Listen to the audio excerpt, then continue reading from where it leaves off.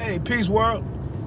Thanks for pressing play on another Pay Me No Mind sports and entertainment video. My name is Wood. Please consider becoming a subscriber to the channel. If you like the way any of the information is being presented, just don't be just don't sit back and watch. Participate. Let me know what you think on some of this stuff. Shout out to Novak Djokovic. Last night I couldn't stay up for that quarterfinals. Yeah, I couldn't stay up for that quarterfinals match against Matteo Berrettini. The first set was like an hour and 10 minutes. I had to get to sleep, but Novak came back after dropping the first set and took care of the Italian hammer, as he called it. Quick music notes before I get into this Apple TV series, Truth Be Told, starring Octavia Spencer. Quick music notes, just to diversify the hip-hop that you're listening to. It's a project that came out a few weeks ago called The Narrative by Mickey Fax, Blue from the West Coast, and producer Knots. It's only like 6 or 7 songs. It's very topic-based, police brutality or illegal searches by police, being wrongfully stopped or whatever, that type of stuff. But then it's a couple of self encouraging records. It just deals with a couple different scenarios in life that people might be going through. It's a very down to earth EP. I didn't really sense a lot of chemistry between Blue and Mickey Fax. And I didn't get some of the big moments that I was expecting from Blue. I wouldn't say that he mailed it in. And then also I didn't really get some of the lyrical moments that I was expecting from Mickey. And I just think that's maybe because of the topics that they chose to deal with versus just sitting here and spitting and freestyling. And they talked about some real life stuff, and they did it at a very high level. So I would just suggest check it out. Knots was on point with the production. It's they got some guests on there. It's some they got some guests singers doing like vocals and stuff to add to the album somewhat. I enjoyed the project. I've listened to it about 4 or 5 times. I think it deserves some time. The second one, I was on the fence with doing a review on this one, but it's Flea Lord's recently released album Delgado. I think it's about 10 songs on there. The major aspect about this album is that it's entirely produced by the great Rock Marciano. And for me, that's just phenomenal that a dude is talented with his pen or lyrically as Rock Marciano to show that type of versatility to come over to the production side, which he's been producing his own stuff along the way anyway. But to just sign up to be the sole producer on a project and deliver the way that he did, that's a major a major selling point for the album right there. The only thing where I get confused with it is the album, you can listen to it in like 27 minutes. The features include Ransom, Conway the Machine, Rock Marciano. I thought it was one other person that came to mind. I'm drawing a blank right now. But, honestly, I've said this before. I don't know if there's an artist out there that's playing the game as it's currently structured right now in the music business, especially on the hip hop side. I don't know if there's a solo artist playing the game better than Flea Lord. Unfortunately, I just don't know how Flea Lord really takes things to the next level for him, because there aren't videos anymore. Nobody's really doing videos anymore unless you like really that big. Flea Lord's not going to be on the radio because he's not making radio records. And so he's basically just putting out material for the streamers. If you can get some vinyl sales, merch, and then so that you can tour. And I believe right now he's out doing some touring with his Lord Mob, team. And that's what they're doing. So I enjoyed Delgado. Again, several strongly produced records on there. And Lord Fleet Lord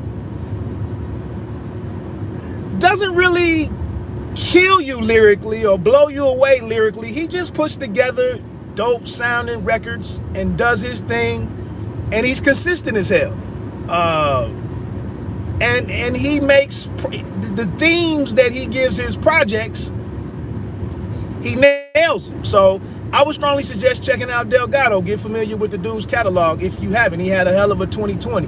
Moving on to the topic, the major topic here was this Apple TV Plus series, Truth Be Told. Season 1. Season 2 started on August the 20th. And I mentioned before, I don't have the money to pay for all of these different streaming services, but I see what titles they have on them, and I see what actors they have involved, and I would like to check out as much content as I can. And I'm always looking for a great series to get into. I would not put Truth Be Told in my top 5 currently. It's not a bad series by any stretch of the imagination. The other actors involved were Michael Beach plays Ingram, the husband of Octavia Spencer, who is a podcaster and a journalist. There's also Aaron Paul plays, I believe Warren Cave is his name. He's been in prison for 19 years for a crime that Octavia Spencer's, as a journalist, she actually helped put him away back in the day. But now some new information comes to light, and she thinks that maybe he wasn't guilty. So Aaron Paul he's in prison the entire first season, and then the story kind of centers around the family of this father that was allegedly killed by Warren. And there's a set of twins involved, and then Annabella Sciorra plays the mother. And this show relies a lot on flashbacks, because like I said, Aaron Paul's been in prison for 19 years. Went to prison at 17. So that's basically what Octavia spends their eight episodes, is just gathering information. Weird, because she's doing this podcast with the information as she gathers it, and it starts creating all these rippling effects in the lives of some of the different characters. Now, one thing that's working against Truth Be Told, in my opinion, is that if you checked out over the summer, if you checked out HBO's Mayor of Easttown, that series with Kate Blanchett, I believe was the star in that one. That series was done so well, and the plot twists and all the twists and turns in it were handled so well. I'm just not sure many shows are going to be able to duplicate that or match it. And I think that's what they try to do here. Truth Be Told is based on some book, but it tried to have those types of spins and twists to kind of hide or prolong figuring out who really did it. So it looks like Aaron Paul's father, who is the police chief or something, or a police captain, he's at least high. He may have done it because I believe he was having an affair, or he was involved with Annabella Sciorra. I might have that detail wrong, but it looks like he got involved, and at the time he was like a beat cop, and he was on the scene the night that the murder occurred. It was a stabbing in the house, and like I said, the father of the family was killed. Both of the twins went and told they went and did some interviews saying that they saw Aaron Paul's character there that night, or leaving the house, because he lived next door or in the same neighborhood. They take you through a lot of twists and turns, but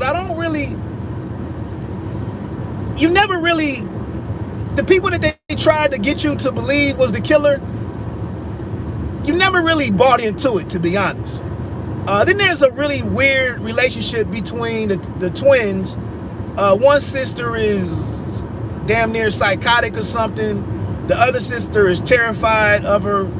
And that's kind of what Octavia Spencer zooms in on, was the recorded interviews when the one sister said that she saw the young boy leaving the house. And, she eventually figures it all out by pressing buttons and playing sides against the middle and so on and so forth. The only other thing that's out there is that Aaron Paul, obviously going to prison at 17 years old, you got to figure out how to survive. And he did that by joining the Aryan Brotherhood. So here it is, Octavia Spencer is working to free this white supremacist, basically.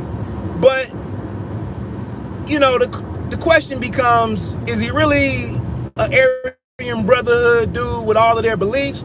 Or did he just do this because he needed to survive in prison as a teenager in here with all of these grown men? And he might have been wrongfully convicted. Aaron Paul starts receiving some heat in prison because they don't want him working with this black woman. And then there's also some stuff that goes on. He actually gets shanked in one of the episodes, and his father is the one that ordered it. So you have that going on. The main thing here for me in this series is kind of the relationship. Oh, Mekhi Phifer also stars in it. Mekhi Phifer plays a former Oakland Police Department Octavia Spencer, which makes it a real weird working relationship, because now that she's married to Ingram, Michael Beach, he's a very wealthy attorney. But what they spend a lot of time, and what the payoff, the big payoff for me, with all of this other stuff going on with the case and the podcast, I really think that Michael Beach got to show his talent and how strong of an actor he is, how great of a performer he is. Him and Octavia Spencer, as she's digging into this case and ruffling all these feathers and digging up all of this dirt on these powerful people, it's coming back and affecting them. It's also, as people want to keep stuff secret, it also drags Octavia Spencer's family. She has two sisters and her father, who has some kind of illness that he's hiding from his family. And then the father is married to former reality TV star Tammy Roman.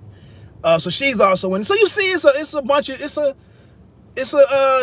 cast is well rounded. But like I said, a large part of the second half of the first season really just focuses on the relationship between Poppy and her family. It's a lot of they got some bad history, as most families do. And then as Michael Beach, as he finds out, or as he sees all of this stuff unfolding in front of him, he's got to protect his wife. But his wife doesn't want his protection because that's her family. So it's all, it's like I said, you get to see a black family. It's not all squeaky clean, but it's not like Power. Nobody is selling drugs and killing people and running a crime organization or nothing. So I don't know what black viewers, I don't know if it's a show that black viewers are really going to get behind. But they do, like I said, there is a season 2. It's already out there. I think 1 or 2 episodes are available to be streamed. The big addition to season 2 is Kate Hudson. And I think what's interesting is at the end of season 1, Ingram gives his wife an ultimatum that if we're gonna stay together and we're gonna maintain our marriage, we got to leave San Francisco or the Bay Area, and we got to go back to New York, where I guess he's originally from. I think she also worked at a newspaper in New York when they first met.